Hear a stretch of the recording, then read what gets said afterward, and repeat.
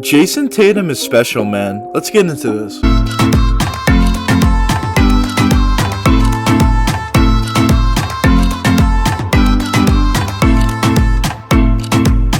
After Jayson Tatum was drafted 3rd overall by the Boston Celtics, everybody knew it was an absolute steal for them and he should have went number 1 in that draft. Tatum is such a special talent offensively. He has such a wide array of moves offensively as well as amazing footwork to do those post turnaround fadeaways, similar to Kobe. In Jayson Tatum's rookie season, he came into the league looking so polished offensively with just very above average footwork, and it's amazing to see how he has such great footwork in his first season in the NBA. Guys like Michael Jordan and Kobe Bryant had amazing footwork, maybe the best of all time in terms of their position, but obviously it took them a long time to get to that point. Jayson Tatum is still getting better each and every season, but coming straight out of college into his first season in the NBA, he had such amazing polished footwork. It was incredible to watch. Jayson Tatum's footwork is definitely his best quality, but on top of that, offensively, he has every other ability you would possibly need. He can get to the basket, he's super athletic, he's long, he's a really good shooter, and he also has a great ability to handle the ball, especially at that small forward position.